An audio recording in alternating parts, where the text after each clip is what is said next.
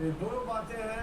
America Iran जो हमले कर रहा है होर्मुज के ऊपर और बाकी मध्य पूर्व के देशों पे, ताकि वो अमेरिका को प्रेशर डाले कि आपकी वजह से हम पिटे, जैसे अभी आपने कहा था और हमारे पैनलिस्ट ने कहा था। ये बात बिल्कुल साफ है कि अमेरिका के ऊपर इनडायरेक्ट प्रेशर डालने की कोशिश हो रही है। दूसरी बात, अमेरिका जो कोस्टल एरिया पे हमले कर रहा है, तो वहीं से ईरान के ड्रोन, वहीं से उनकी आर्टलरी, वहीं से उनके रॉकेट डोमिनेट कर रहे हैं हॉर्मुज को।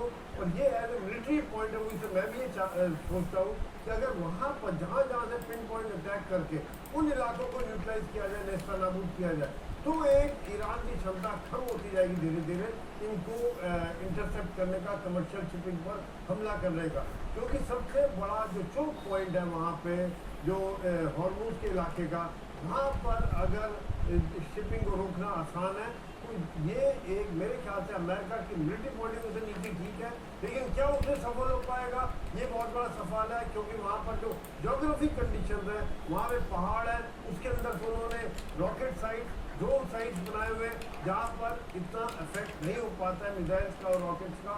दूसरी बात यह है कि पहले 40 दिन के हमलों में जब ईरान ने सरेंडर नहीं किया, जब फुल फ्लैग अटैक चले थे, तो क्या वो अब इनका मनोबल तोड़ने में सफल हो पाएंगे?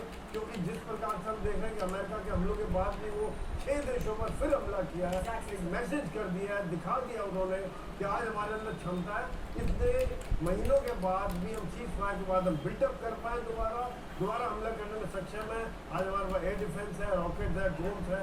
तो ये बात इस समय में मेरे हिसाब से जहाँ 28 फरवरी को थी, सिचुएशन फिर वही की वही वापस वहीं के वहीं आ चुकी है सर। और वार के बीच जो तस्वीरें आ रही है, उसकी बड़ी खबर एक और है, ईरान पर अमेरिकी हमलों की रफ्तार कैसे बढ़ गई है, क्योंकि तेहरान में ईरानी एयर डिफेंस अब एक्टिव हो चुके हैं। तो बंदर अब्बास में यूएस के हमले को लेकर भी खबर है, साथ ही लगातार हो रहे हमलों के बीच अमेरिकी हमलों की रफ्तार कैसे बढ़ गई है ईरान पर, जहां अब तेहरान में ईरानी एयर डिफेंस भी एक्टिव है। वहीं ईरानी टीवी ने भी कहा, चाबहार के पास 2 धमाके हुए हैं, बुशर प्रांत के डेर इलाके में 5 धमाके हुए हैं, सिरी, मीनाब और बंदर अब्बास के तटों पर भी ब्लास्ट, ईरान के केशम द्वीप पर भी कई धमाके।